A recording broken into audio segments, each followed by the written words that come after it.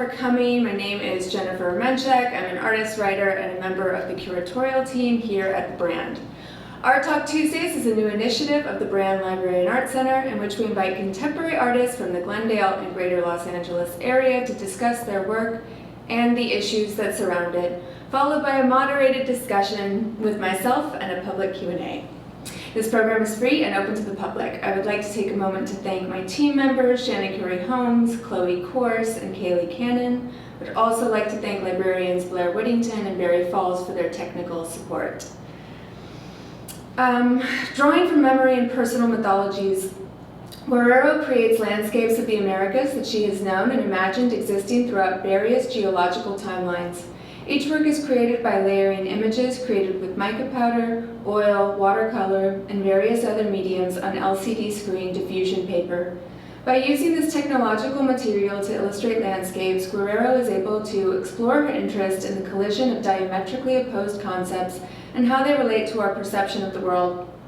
She is interested in investigating the relationship between nature and technology and does so by referencing her experiences of land, labor, memory, and mythologies on the diffusion paper.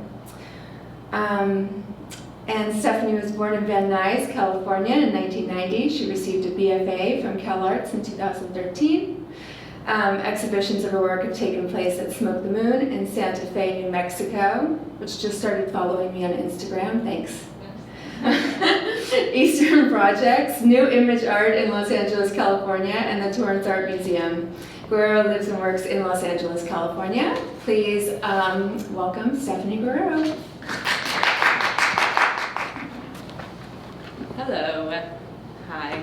Thank you guys for coming. I would also list off the names that Jennifer just did, but I don't remember, so thank everyone here. So I will go through these slides with everyone. So thank you, Jennifer, for the title, Layers Landscapes. I thought it was very appropriate. It makes a lot of sense. I like it. So we have the first slide here, which is a piece that the title is, are these coordinates here. So basically the jumping off point of inspiration for this piece was the racetrack playa in Death Valley. So when I first heard about this place in particular, I learned about this natural phenomenon of rocks, these sliding stones. So basically, at one point, no one knew how these rocks traveled throughout the desert, but they would leave these imprints of their travel throughout the desert ground. And so people were like, how is this possible? What is this? I mean, now we know what it is scientifically, what's going on there, and it's like a combination of weather things and whatnot. But when I first heard about this, I thought it was amazing, and I didn't know how it happened. But so that was like a jumping off point of like, okay, there's this natural phenomenon. I know that I'm interested in it. I know that I like it. So starting off from there. So I was thinking about this phenomenon, and then started from there, and then before finding out about the like whole scientific reasoning on why these rocks travel throughout the desert, there was something that had this, I don't know, metaphysical maybe, or like spiritual or unexplainable thing that I was really interested in. So these hands, in a way, it's like, how do these rocks move? And so there was, this imaginative like idea of like, maybe it's these beings or something moving these rocks or something, right? Like just this kind of playful idea. And they are migrating in this way because they're moving. So throwing in that like extra element of the butterfly, which is known for having migratory patterns and migrating. So throwing that in and kind of putting these things together. Something that I'm also really interested in when making work is this idea of deep time, or time existing not linearly, but kind of all over the place and at the same time. So at one point, could it have been, right, that this Death Valley was an ocean or a sea at one point? So playing with that idea of like, okay, yes, these rocks exist in this desert, and I'm pulling from this, but also creating this like water landscape of like, could this have been what it looked like in the past, or maybe in the future, possibly. I don't know. But another thing that I find really interesting is, so I chose to title this piece after the coordinates of this exact place. So there's a place in Death Valley, the racetrack bio in particular, that has a lot of this, these rocks in particular, and where they're traveling. So those are the coordinates of that spot in particular. So when I type in these coordinates and I go into Google, I type them up, there's images throughout Google of this exact spot. So a lot of times when I'm making the work, I'm on Google or I'm on the internet, and I'm just looking up image after image after image. So I pull a lot of my sources, my drawing sources, from the internet. And I'm also using this material that comes from television screens, computer screens, anything that has an LCD screen.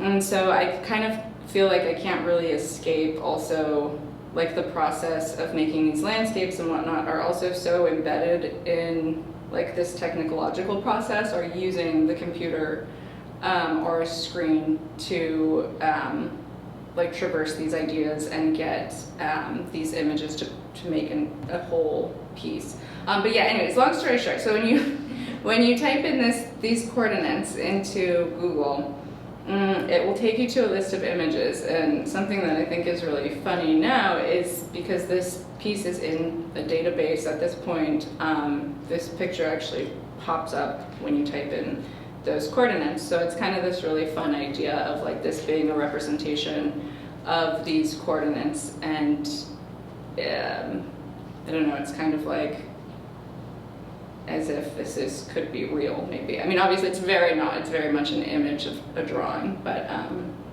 yeah, anyways, I will move on to the next. So this one, Feliciana is more dealing with memory and familial memory.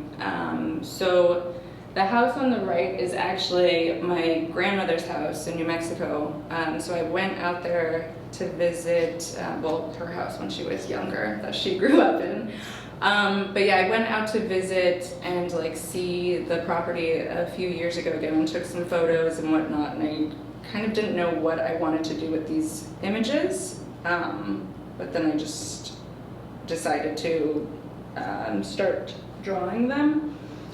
So this piece in particular is her home, and then again dealing with like this deep time, or this reference to what could exist or what would exist, is inserting the Joshua tree into this desert where, so in this desert in particular, the Joshua tree does not grow. But thinking about time and in space, like could it be that this plant life could eventually like expand? So that tree that's behind it is actually an actual tree that was on this property. So kind of just layering that, and so thinking about like two different time frames or two different time periods and layering them on top of each other.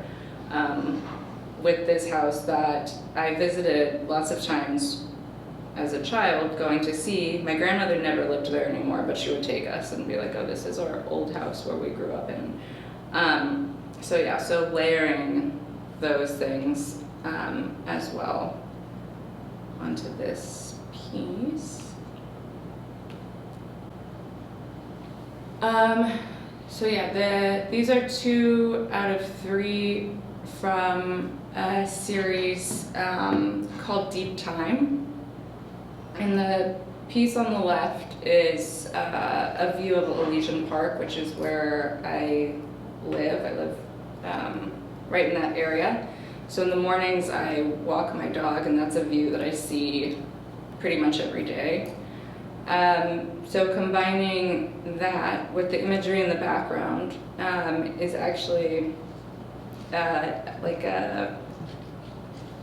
there's a fence on the way, there's a group of houses on the way up to this spot, and there's one with a fence that doesn't really necessarily look like the fence in this piece, but it's a fence. It's like, so anyways, using this fence is very much an archetype, because I use this exact kind of fencing in a lot of other pieces, but I do find the fence kind of interesting in that the first fence that was put up is kind of this separation. It's kind of this idea of property. So like, I own this piece of land here. This is my fenced area. And also at some point, people said that a fence was a method for safety. So keeping things, it's like property and keeping things out, right? So something that's eventually, I mean, can be seen as like some type of detachment from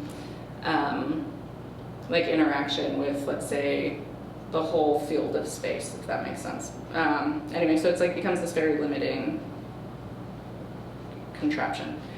But anyway, so putting that into the imagery of the Elysian, all of that, and the actual fenced piece was an image also taken from online, looking at different fences. So this idea kind of comes from like, okay, I'm interested in this fence that I see every day while I'm walking to Elysian. The actual fence, if I were to draw that, it wouldn't really necessarily play out as it, like, I just aesthetically am more drawn to that kind of archetypical image, and in general, I tend to like the more archetypical imagery of objects.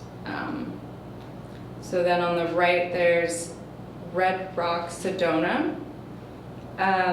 So again, this like deep time thing as well. Underneath here, I don't know if you can really tell too well, but there's fish there's like fish underneath one of those layers.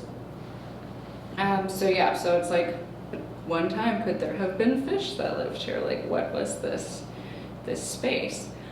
But yeah, so each of these works, they have about at least 3 or 4 layers on top of them, and so they're stretched around stretcher bars, and then yeah, put together that way. I am interested also in this idea of the stretcher bars kind of keeping in line with this idea of painting, because the images are made from like watercolor, or I am using like oil, so I am painting, of course not on this like traditional canvas, but so keeping in line with the idea of painting and using stretcher bars is something that I'm interested in. So this piece, Drought Reveals Another Historic Site, was pretty much, it came out of this article called Drought Reveals Yet Another Historic Site. So through this, this one article in particular, there was a place in Spain, because of the drought, basically archaeologists were able to uncover like a formation that gave them insight into this whole living situation that was going on. Anyways, sorry. But so the piece itself, the bottom layer, I've used kind of just these symbols or stand-ins for the background. So like the yellow is the sun, the green, these are again very like archetypical symbols. And so because of layering them, I'm like very interested, or because of making them so opaque from layering, I'm also really interested in like taking away all the detail and just making them purely symbols. So at this point, this is through drought. I mean, we've removed so much identity of landscape and what a landscape once was. Like, landscape has continually been shifting, and a lot of things are disappearing. And so using these, like the sun, the cactus, the fire element, the water, kind of using this layer to diminish that or kind of put it into the background. And the top layer is just like dirt and finding finding a way out of that or traveling throughout that space. So yeah, there's a lot of different things going on. So there's like familial ties, there's a lot of like deep time and geological kind of exploration of spaces as well. So very layered, so thank you, Jennifer, for the title again. So Ode to Our Citrus, I would say this is also more of a familial work. So my grandparents, they picked oranges up in Santa Paula when they were younger. And so that was obviously never my experience. So growing up, my aunt had a lemon tree. And so like when I'd stay with her, I would pick lemons from the tree. And so that was like my experience of this labor of like picking fruit. So the citrus is, for me, or the lemon is very much a surrogate for that action and almost like this, I guess, ode in a way to like the labor that has been, that was done before me and like within familial ties and whatnot. But yeah, so there's also on the bottom here, there's like corn as well that's like etched into the paper, which is kind of also just this reference of like the three sisters, which like is corn, beans, and squash, which is three things that I also use a lot in my work as well, which is really just, for lack of a better word, an ode or an admiration, or like inserting these images or these like foods into these works are very much like surrogates for referencing some sort of connection or some sort of like figuring out identity in a way. So this is another more related to this idea of deep time and what it could possibly look like to layer different spaces and time and places. So this was actually done during the whole shutdown. So I was kind of going a little mad, and there was on the left, it's actually some sort of replication of the building that I looked at every day outside of my apartment. On top of, at the time I was reading this book,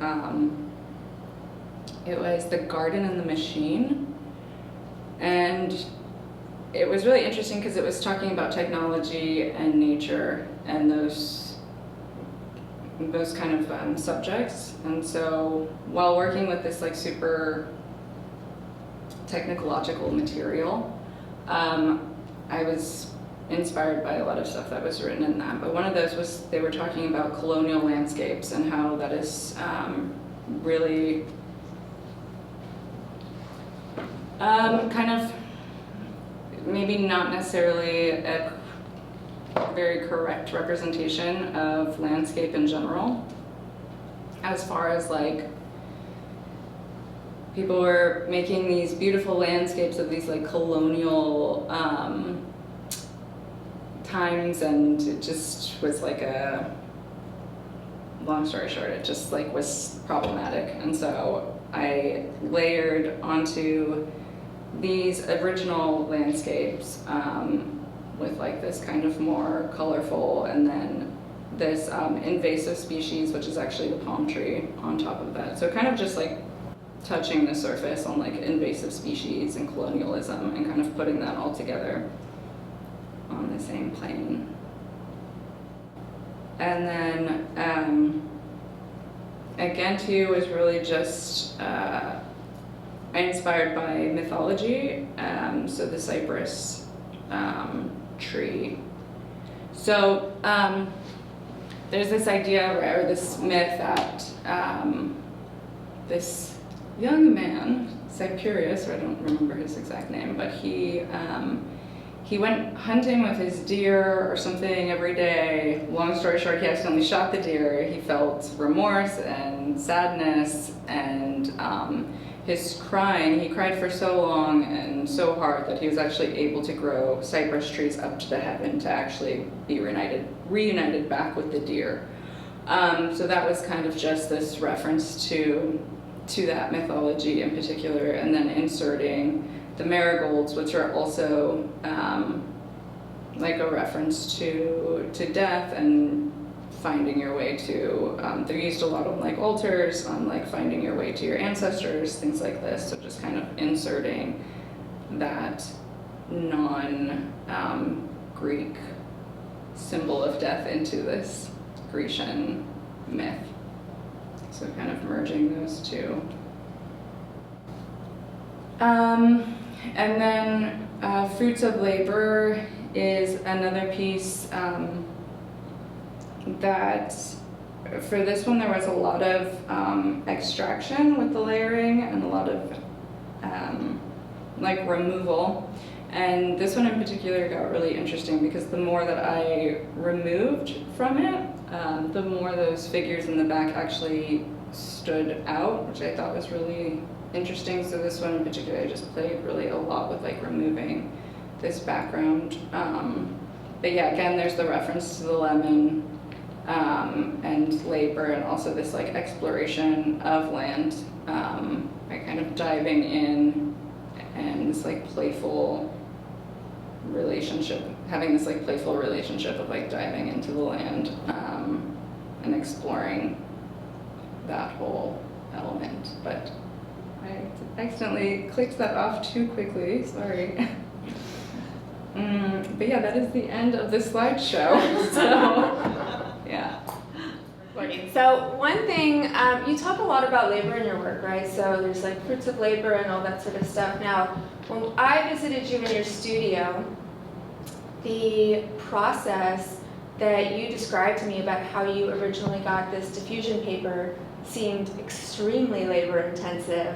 So I was wondering if you could like elaborate a little bit and like tell people a little bit about that. Sure. I think you have to pick it up. Just, okay. Yeah, it sounds right out. There you go. Okay. Basically I just drive around and find televisions, mostly off the sides of the roads. It's insane how many TVs are on the side of the road. Like just how many people just throw them out. But yeah, so I pick those up and then go into my studio and just like take them apart and then take out the different layers of them. And yeah, the bigger ones are very heavy. Yeah, we were talking about how I was like, how are you even like managing to spend that much time on that one part of your process? It's really impressive. Also, like the idea of you going around collecting all these TVs is just sort of funny to me for some reason. It's just like, okay, that's cool.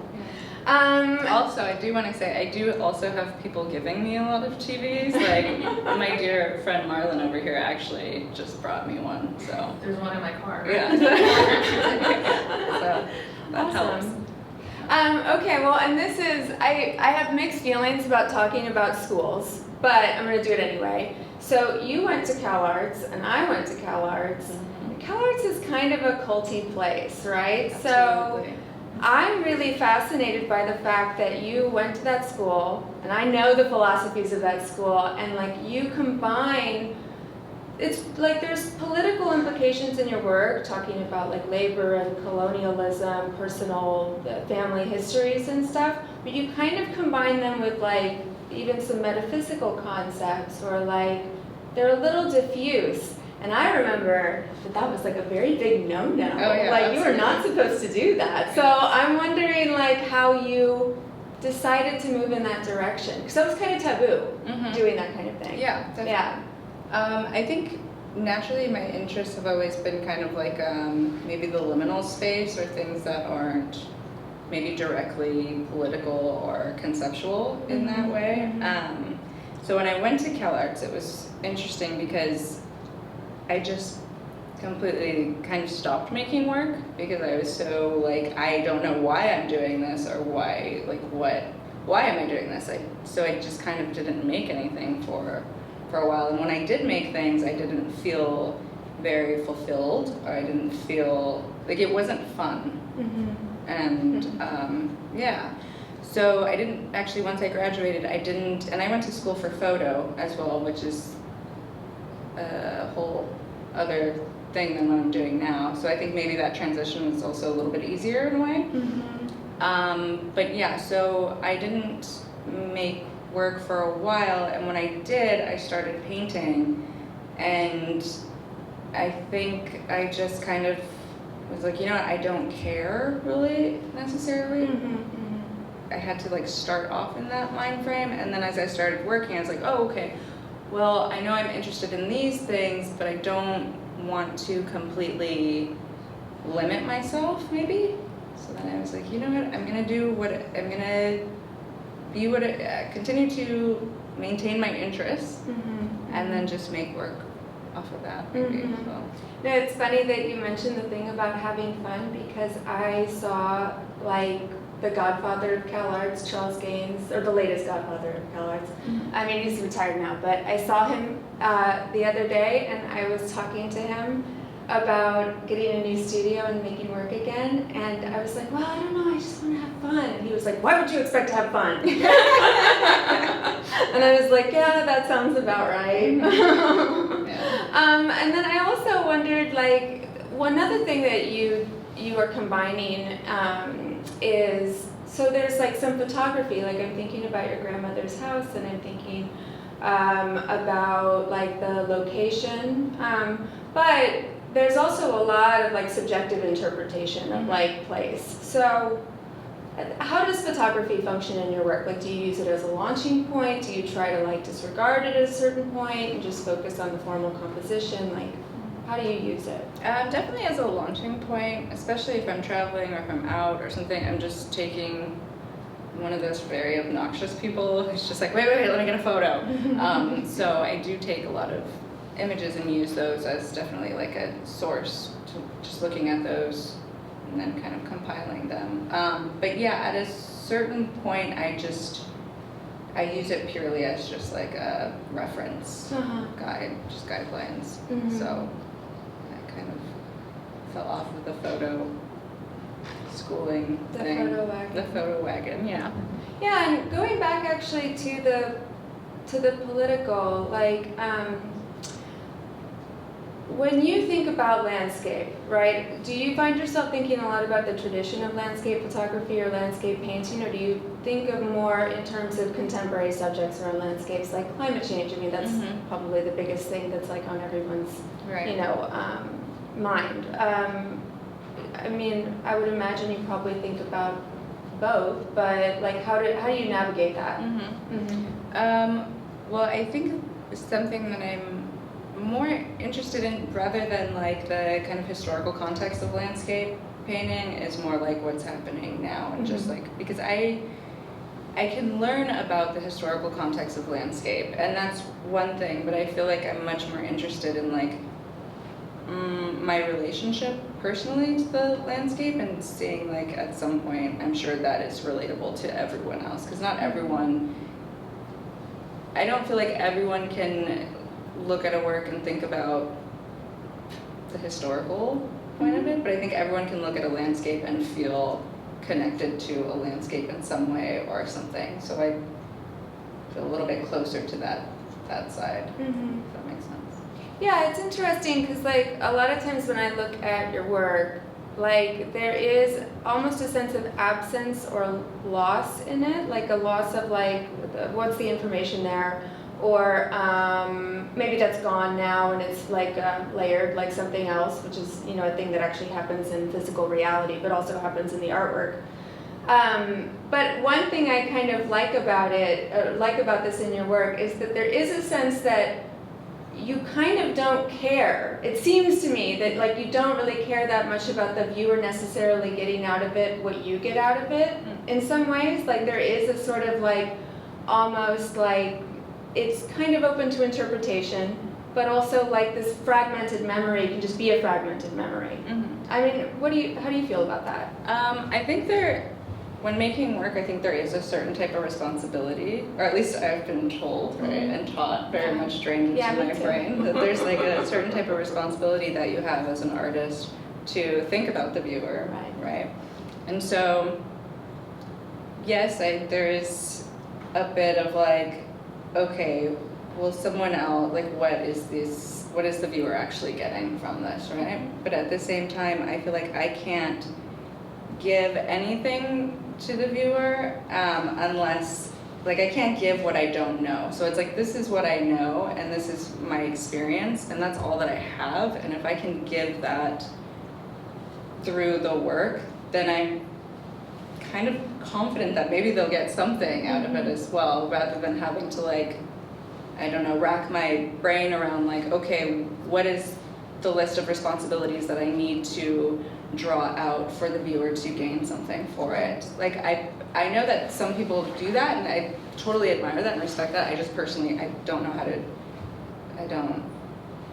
do that. And I think that's not my style, I guess. Yeah, it can be fun, you know. Well, okay, so I know you just were in, I think you were in like a fair Coming up. Oh, it's upcoming? Yeah, what do you have coming up? So coming up is Zona Mako in February. So that'll be, in February. There's a show up right now in Santa Barbara as well. So that's Where's the show in Santa Barbara? It's at My Pet Ram in Santa Barbara. Okay, cool. Yeah. Cool. All right, well, let's open it up to if anybody has any questions. Shannon? So I find the process of the very first question or thing you talked about, which was like going around and finding the televisions.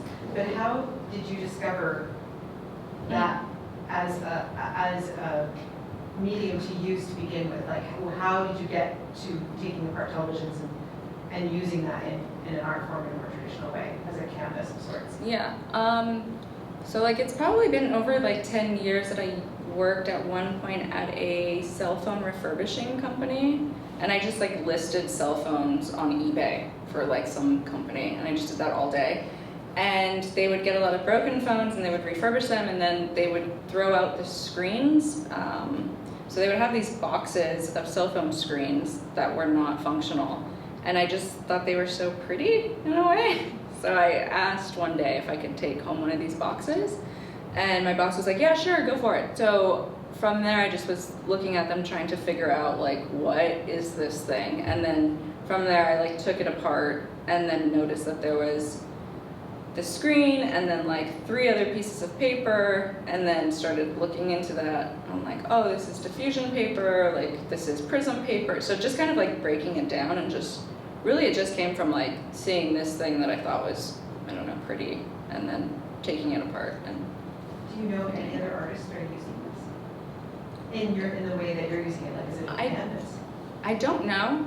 I'm not sure. Yeah. I've never seen it. It's pretty amazing. It's got a really interesting quality to it because it's like very opaque but also very translucent. So it's a really pretty material, very deep, very layered material. Yeah. Anybody else? Yeah, how you translate that layer that you talk. I mean, when you paint, when you decide the images, is the poetics of the material itself, right? Because I mean, when I'm thinking it, is you using images that they are from memory or some family, right? And television and like digital media, those screens, sometimes they burn and they get the image there, right? I mean, it's not a cinema, right? Because cinema really plays with memory, because the frames every 24 seconds, right? It's like your mind made the memory, right? The memories of the movie, right? So I wonder, it's like how that, the poetics of the screen itself plays into the decisions of which images and which images not to use. I do. Something that I think is kind of romantic about the screen itself is like thinking about cavemen sitting around a fire telling stories. There was this like flickering light constantly, and now the television, if you're in a dark room, there's this like flickering light from the screen that kind of puts out this light, and it's telling stories as well in its own way. There's certain things that I'm interested in and not interested in, I guess. So like, also the iterations of the use of the screen has changed so much. When I first was working with it, it was very much using it as like sculptural pieces, so like folding the prism paper and then like light coming through it. So it's a very different thing, but I do get what you're saying. I think there is like a poetic memory thing involved with the paper itself. I think I'm just drawn to like memory and space and time, so I just use those like topics for the paper. And then plus, I mean, I'm also like looking up a lot of these sources, like either taking photos on my phone, which is another iteration of the screen. Like I'm just going around taking photos on, like if I were to open up my phone, it would be the same paper within it. And then while I'm doing searches online for rocks or something, I'm using essentially the same diffusion paper that's within the computer, which is kind of this like circular conversation. Have any other questions? Yeah, I think I have more. No, You. Okay, thank you. I'm curious about like how long it takes. Like, you know, do you go back to pieces? Does one complete, and you think, oh, and it's taking you, months to complete, or does something come so quickly? Like all the images come together, all your references. Is there an average, or is there a piece that you've totally done and then no, and then come back to it? Yeah, definitely. I don't work very like linearly. I usually have like 3 or 4 or 5 different things going on at the same time, and like in my head I know this piece I'm interested in this one thing, and then while I'm working on that I'll work on something else, and then sometimes the piece that I'm working on over here actually makes more sense to go over here with that layer, and then it's almost like this weird ecosystem, which I think a lot of artists work like that, multiple things at the same time. So yeah, just kind of like the layers can get swapped out between each other, because I think sometimes while I'm working on this piece over here, I don't realize that I'm actually thinking about what's over there. So then that like trade goes around. But sometimes they happen really quick. Sometimes it's like a day and it's done, and then other times it's like months. Just to piggyback to that question, this is similar to the question I was asking, because it's not working only in 2 or 3 pieces at the same time. There is a hierarchy of memories, right? There is like, because you also are painting, you are doing the painting behind the thing that was in front, right? So you kind of have to like, play this kind of game where you could work 3 things at the same time, but there is also the things that go behind. So what's that go in front, right? So like, I wonder how much you're thinking about hierarchy, or how much is it like, which memory is the one that goes in front and which one is the one in the back. Yeah. I think that's going to say a lot about kind of like the things that you want to say. Yeah.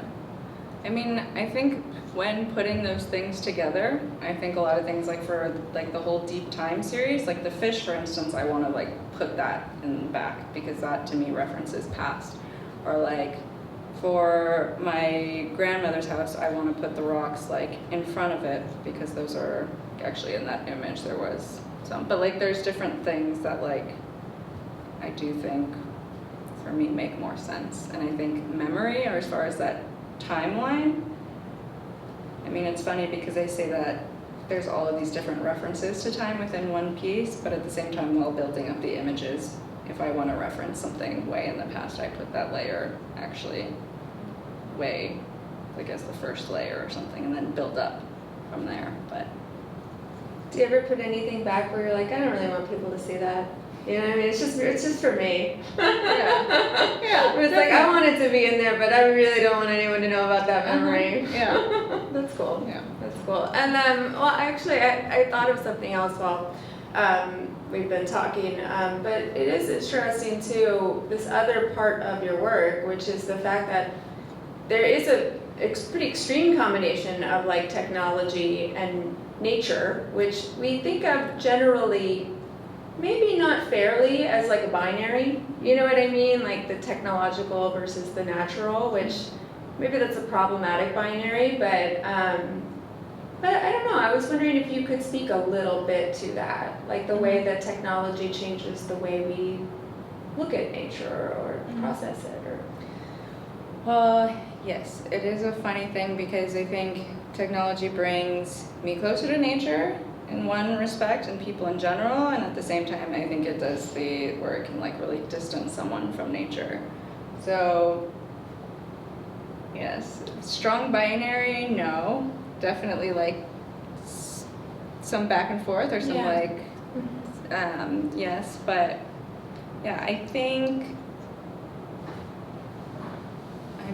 that there are times where like I would never have found a place that I went to if it weren't for technology or something, or like my phone giving me a map to a place that I hadn't been.